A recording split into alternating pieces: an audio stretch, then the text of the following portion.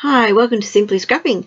Today I have another layout share using a sketch from Page Maps May 2021, and the photos are of this huge Easter egg my husband bought me while we were still going out, and the items I'm using are from a collection that I curated from my stash, and then I broke the collection up into page kits.